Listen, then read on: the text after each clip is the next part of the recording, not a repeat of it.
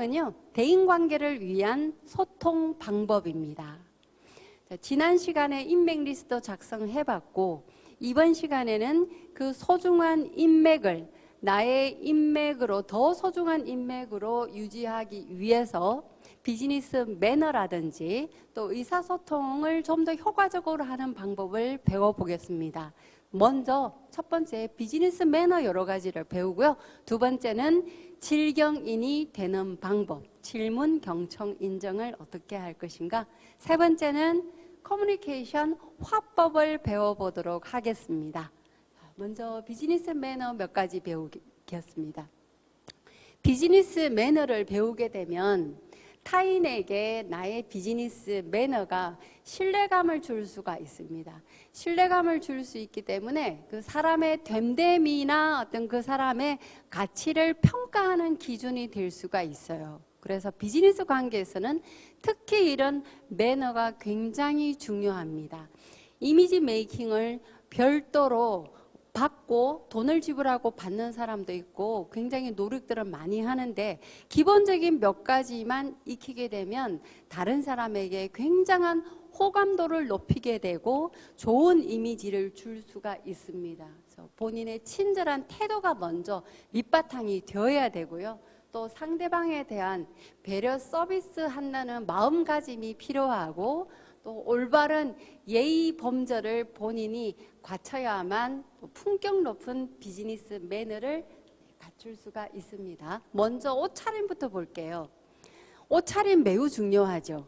잘 비싼 옷, 잘 차려입은 비싸고 이런 것만 생각하지 마시고 가장 좋은 옷차림은 깔끔하고 단정한 옷차림이 가장 좋은 옷차림입니다. 그리고 이 옷차림은 TPO에 맞는 옷차림이 필요합니다. T는 타임, 시간에 맞아야 되겠죠.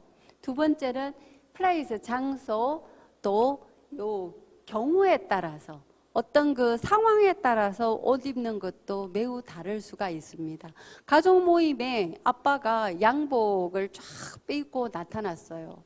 그것도 아이들하고 어린 아이들하고 엄마하고 아기하고 있는 자리에서 아빠가 너무나 비즈니스틱한 옷을 입고 나타나면 약간은 좀 아빠가 좀 거리감이 있게 느껴질 수도 있습니다. 그럼 가족끼리 모임에서는 편안한 옷차림이 좋을 것이고 비즈니스 미팅 시간에는 그런 타임 시간에는 어떻게 해야 될까요? 매우 깔끔하고 정갈한 이미지를 주는 옷차림이 좋을 것이고요. 또는 연말 파티 같은 경우에는 좀 화려한 옷차림이 훨씬 그 분위기를 살릴 수가 있겠죠. 옷차림, 자, 비즈니스에 맞는 옷차림은 깨끗하고 간결하고 단정한 옷차림이 좋겠습니다. 그래서 업무에 적합해야 되고요. 또 타인 시선도 생각을 해야 될 것이고 또 개인의 편의도 생각하는 옷차림이어야겠습니다. 자, 또 우리 명함 주고받는 경우 많죠.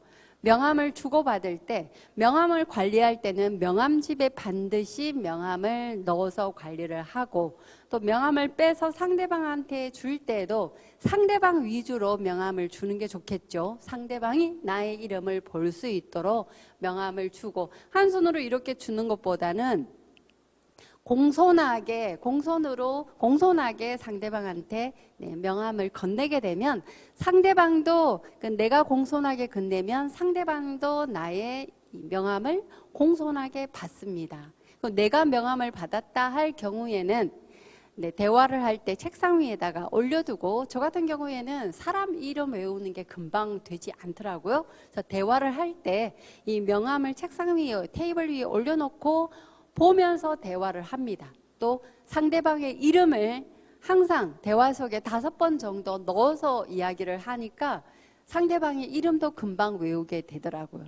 또 명함 속에는 그 사람의 직함이나 회사나 또 회사 슬로건, 또 회사 주소 이것도 다 담겨져 있잖아요. 그것을 보면서 대화할 수 있는 소재거리가 이 명함 속에 다 담겨져 있습니다. 그걸 가지고 먼저 이제 라포 형성하는데 이 명함을 가지고 여러 가지 대화를 나눠보면 금방 라포 형성이 잘 됩니다. 그리고 업무적인 미팅이라고 하면 업무적인 그 부서라든지 이것을 가지고 세세하게 내 비즈니스 목적으로 연결지어서 대화를 나눌 수가 있답니다.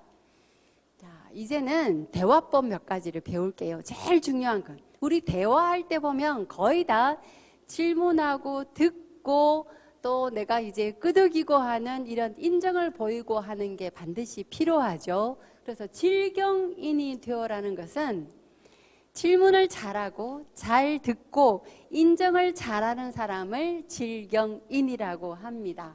질경인이 되는 방법 보도록 할게요. 먼저 자, 질문하는 방법입니다. 우리나라 사람들은 이 질문하는 게 좀 약해요. 예, 아니요 라는 답을 할 수 있는 정도의 질문을 주로 많이 하는 것 같아요.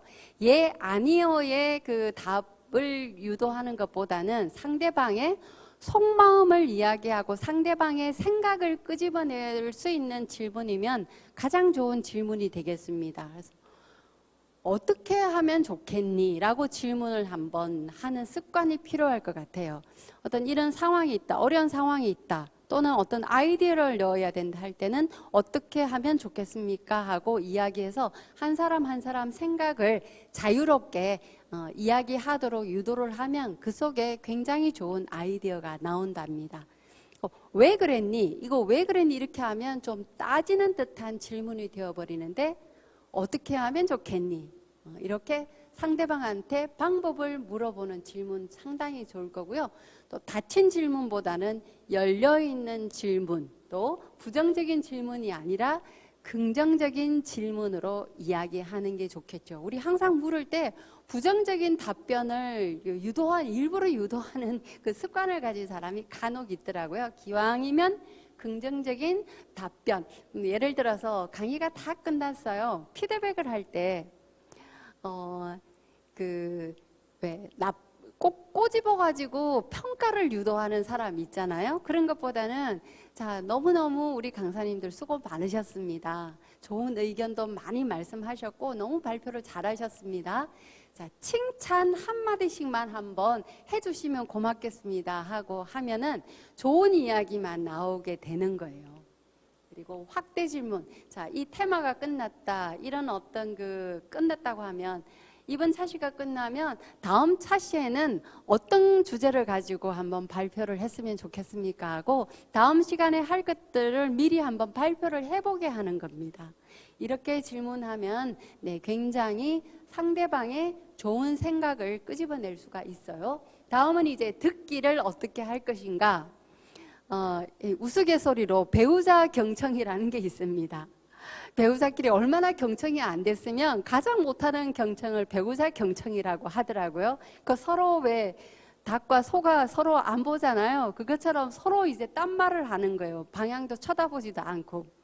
그게 아니라 미성숙 듣기와 성숙 듣기가 있는데 성숙 듣기 쪽으로 우리가 잘 들을 필요가 있을 것 같아요. 그래서 제일 못하는 단계는 무시하는 단계입니다.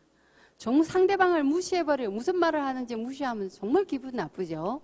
두 번째, 듣긴 듣는데 척하는 수준. 세 번째는 그게 아니고 하고 상대방의 이야기 중간에 끼어가서 통제하는 사람 있잖아요. 이럴 때 상당히 기분 나쁘죠. 네 번째는 듣긴 듣는데 걸러내서 듣는 경우도 있습니다. 그래서 우리가 경청할 때 혹시 나는 이런 습관을 갖고 있는 것 아닌가 한번 스스로 체크해 보시고요. 요 무시하기, 척하기, 통제하기, 걸러내기 요거는 자제를 할 필요가 있습니다. 그럼 상대방의 이야기를 다 듣고 요 네 가지는 내 노력에 따라서 얼마든지 가능하겠죠. 다 들은 다음에 상대가 무슨 말을 하는지를 캐치한 다음에 이야기해도 늦지 않아요. 그럼 잘 듣는 방법을 보겠습니다. 자, 먼저 존중할 필요가 있어요. 또 공감할 필요가 있습니다. 그럼 상대를 존중하는 것 끝까지 듣는 거예요. 또 공감하는 것은 내가 잘 듣고 있다는 것을 보일 필요가 있습니다. 접속사를 잘 쓰면 돼요. 그래?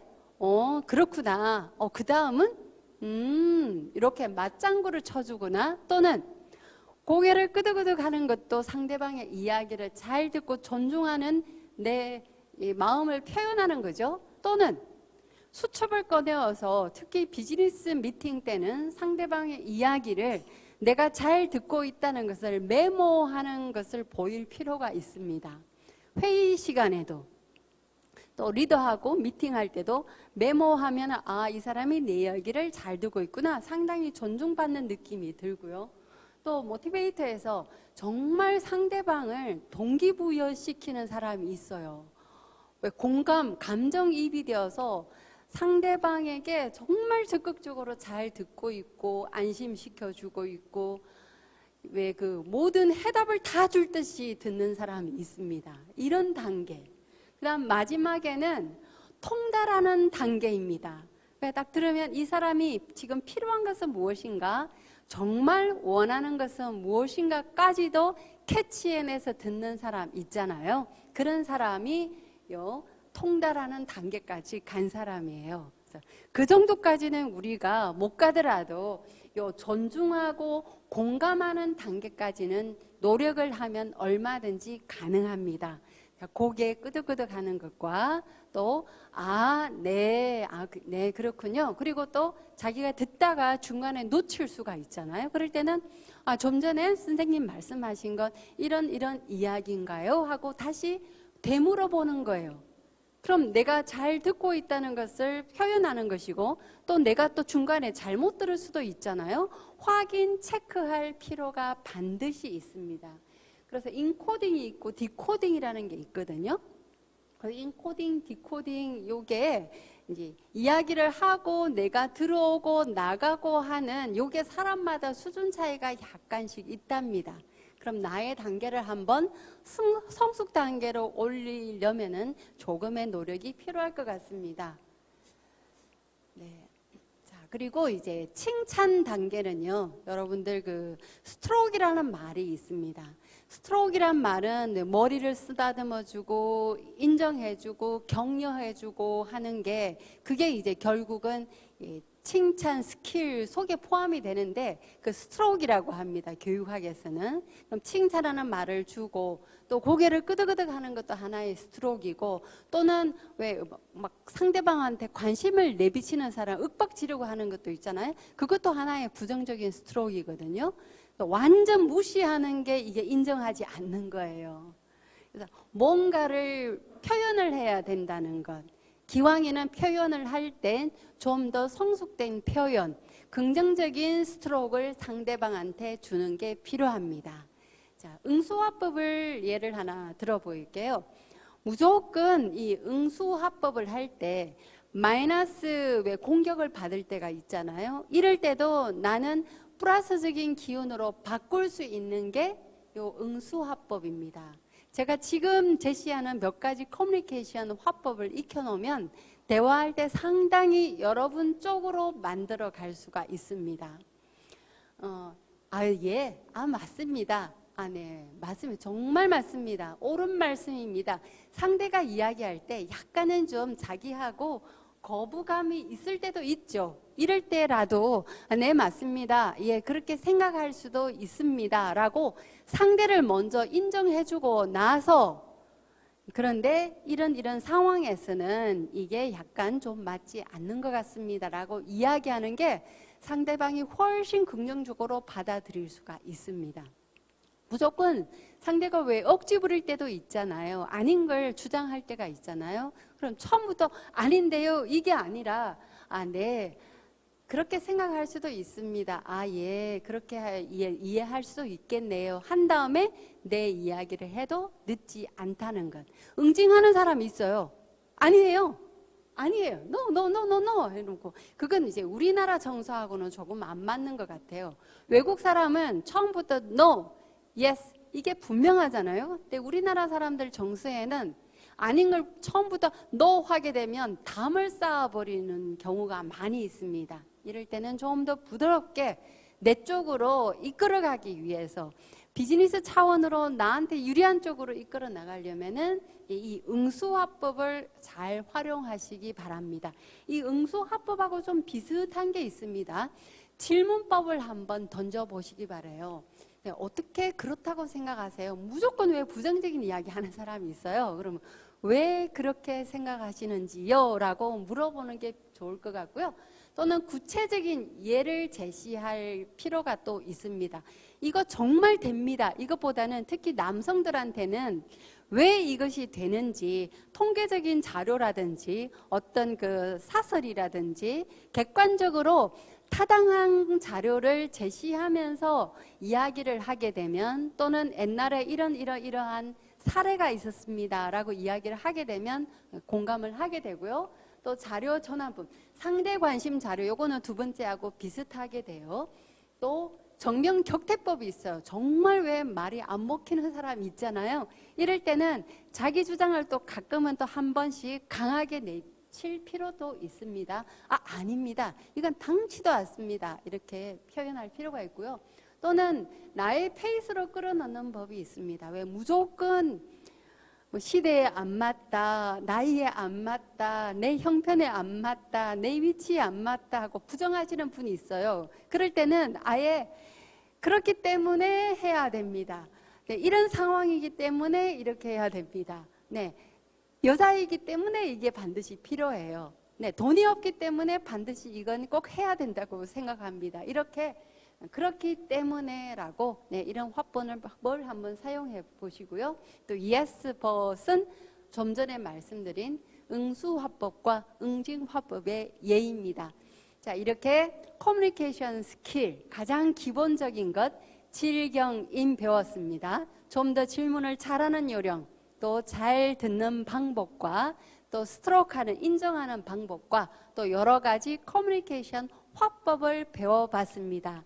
나의 소중한 인맥을 관리하려면 나의 노력, 이러한 커뮤니케이션 노력이 반드시 필요합니다. 실생활에 꼭 적용하시기 바랍니다.